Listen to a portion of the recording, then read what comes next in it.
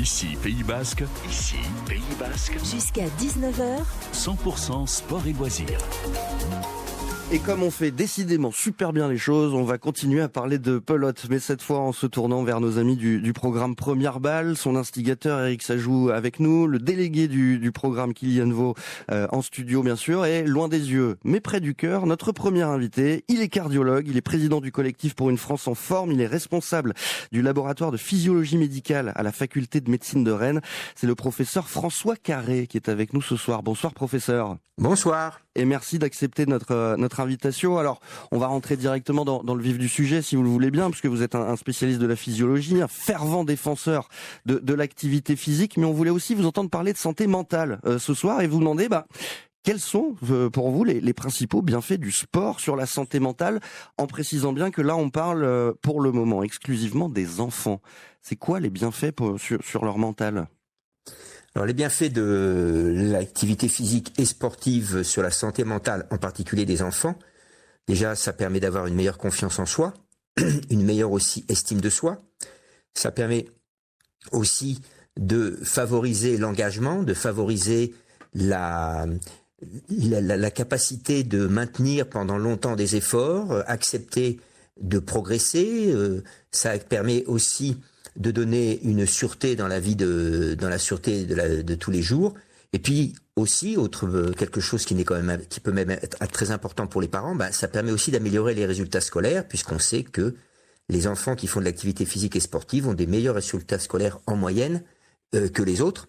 Donc on voit bien, il va y avoir des effets qui sont montrés au niveau physiologique, même au niveau du cerveau. On voit par exemple qu'il va y avoir des zones qui vont plus se développer chez les enfants, en sachant que le petit effet défavorable, c'est que si j'arrête, malheureusement, ces effets disparaissent, puisque l'activité physique, qui est considérée comme une thérapeutique, et le sport comme une thérapeutique non médicamenteuse, c'est comme tous les médicaments. Quand on arrête, on perd les bienfaits. Vous avez observé d'ailleurs vous-même dans vos recherches des effets spécifiques du sport sur la gestion du stress, de l'anxiété, voire même parfois de la dépression. On en parle de plus en plus, depuis notamment le Covid, de problèmes de santé mentale chez les jeunes enfants notamment. Oui, effectivement, vous avez raison. Le problème de dépression a augmenté. Et en fin de compte, ce qui n'est pas bien compris encore et bien assimilé de la part des parents, des grands-parents, des personnes qui s'occupent d'enfants, c'est que bien souvent, ce phénomène de dépression, ce phénomène de manque d'estime de soi, d'ennui, je dirais, est majoré par le fait d'être très inactif et très sédentaire, et en plus, malheureusement, d'être trop exposé aux écrans. Puisque sédentarité, c'est le temps passé assis ou couché, éveillé, il est souvent associé au temps passé devant les écrans. Et on peut aussi associer ça à certaines maladies chroniques. Vous pouvez nous en dire plus d'ailleurs sur, on va dire, l'impact du sport sur le système cardiovasculaire, parce que ça aussi, ça a une incidence et une importance capitale. Alors ça, c'est essentiel. Effectivement, il faut retenir une chose, on va parler de choses d'abord globales, de ce qu'on appelle la capacité physique, c'est-à-dire l'effort musculaire maximum que je peux soutenir pendant 5 minutes. Les sportifs qui nous écoutent vont comprendre, c'est la consommation maximale d'oxygène. Cette consommation maximale d'oxygène, c'est pendant l'enfance et l'adolescence qu'on va se la créer, se la mettre en place. Et effectivement, elle dépend de l'activité physique et du sport. Rien d'autre n'améliore la capacité physique. Donc, si jamais j'améliore ma capacité physique, j'ai moindre risque de développer des pathologies. Or, il se trouve, en particulier sur le plan cardiovasculaire, que nos enfants, nos adolescents développent des maladies de vieux. Par exemple, le diabète de type 2, qui est souvent lié aussi à la prise de poids, qui est associée au manque d'activité physique en plus de la nutrition déséquilibrée. Il faut savoir que cette maladie, ça concernait les hommes de 45 ans. Aujourd'hui, nous avons des diabétiques de type 2 de 14 ans.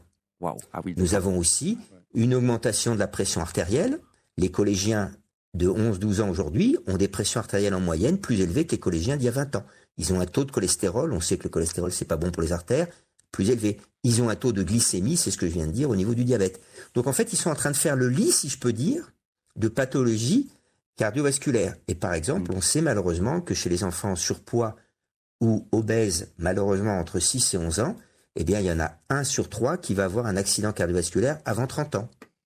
Si jamais il ne change pas son mode de vie. Donc ce sont des choses très graves et très importantes à retenir. Et je pense qu'il faut effectivement en prendre conscience, c'est très important. On sait aussi qu'il y a beaucoup de personnes, que ce soit des parents, voire même des jeunes, qui hésitent à pratiquer une activité physique, soit par manque de temps, voire même parfois par manque de motivation. Quel message on peut faire passer, quel message on peut transmettre pour celles et ceux qui n'arrivent pas à intégrer le sport dans leur quotidien ? Alors déjà, se rappeler que ce qui est recommandé, c'est pas de faire du sport. Ce qui est recommandé, c'est de faire 1 heure d'activité physique, c'est-à-dire de bouger 1 heure dans sa journée. C'est quand même ça qui est recommandé. Et ça veut pas forcément dire acheter du matériel, s'inscrire dans un club. Ça veut simplement qu'aujourd'hui, il faut que les jeunes, les parents, comprennent que de rester devant un écran toute la journée n'apporte absolument rien à la santé. Au contraire, c'est délétère. 1 heure, c'est 6 fois 10 minutes. 6 fois 10 minutes dans la journée, on peut les trouver. Déjà, par exemple, faire une partie du trajet pour aller à l'école en marchant. Ça peut être quelque chose. Faire aussi en sorte de bien montrer l'exemple. Et quand on se trouve devant un étage ou 2 étages à monter, on ne prend pas l'ascenseur. Ou bien les escalators, eh bien on a le courage de les monter à pied. En fait, c'est ça. Notre problématique actuellement, elle est là. Et 87% des jeunes, entre 11 et 17 ans en France, ne font pas 1 heure d'activité physique chaque jour. J'insiste sur le chaque jour parce que le bénéfice de l'activité physique disparaît au bout de 36 à 48 heures. Donc faire du sport le mercredi après-midi et le samedi après-midi, ça suffit pas. Il faut chaque jour bouger un petit peu. Et je peux dire aussi aux papas et aux mamans ou aux grands-pères et grand-mères, accompagnez, profitez-en pour les accompagner. À vous aussi, ça vous fera du bien de marcher. Et quand on en vient, parce qu'on a parlé de basket ce soir, on va parler de pelote dans un instant, ce sont des sports collectifs. Est-ce que ça a un impact, on va dire, différent sur la santé mentale par rapport à des activités, on va dire, plus individuelles? Est-ce qu'il y a des avantages spécifiques à des sports collectifs pour le bien-être psychologique des enfants? Alors, ça va avoir un effet bénéfique sur la santé mentale, tout simplement parce que je vais avoir l'habitude d'aider le partenaire, des fois de lui laisser un petit peu, si je peux dire, la lumière. Tout ça, c'est des choses qui sont bien. On apprend à s'effacer devant le partenaire quand il y a besoin, à lui faire la passe décisive, comme on dit, par exemple. Donc ça, c'est très important. Deuxièmement, ces sports collectifs vont favoriser encore plus tous les aspects dont j'ai parlé tout à l'heure mentaux et en particulier aussi pour les résultats scolaires. Pourquoi? Tout simplement parce que si je réfléchis en même temps que je fais une activité sportive et quand je suis collectif, je suis forcé. Il va falloir que je sache quand est-ce que je dois laisser la balle, par exemple, à mon partenaire, que par exemple, je fasse attention aussi de lui donner la balle dans des bonnes conditions, pas quand il est marqué par d'autres adversaires. Tout ça, ça fait réfléchir. Donc mon cerveau réfléchit. Je vais améliorer mes capacités d'apprentissage, de réflexion, de coordination. Et en plus, cerise sur le gâteau, on a oublié le 3e pilier de la santé, qui est la santé sociale. Eh bien, si je joue dans un sport collectif, je vais être plus socialement mieux développé. Je vais apprendre à aller vers l'autre, à avoir toutes ces caractéristiques qui sont bénéfiques et qui manquent un peu dans notre société actuellement. Le renforcement des liens sociaux, d'ailleurs, je comptais en parler avec Kylian Vaux, donc ça tombe plutôt bien, parce que vous lui passez la balle, justement, sans mauvais jeu de mots, professeur. On va le faire dans la dernière partie de cet entretien. On va juste remercier le professeur François Carré d'avoir pris quelques minutes pour nous ce soir dans 100% Sport et Loisirs. Merci beaucoup, professeur. Merci à vous.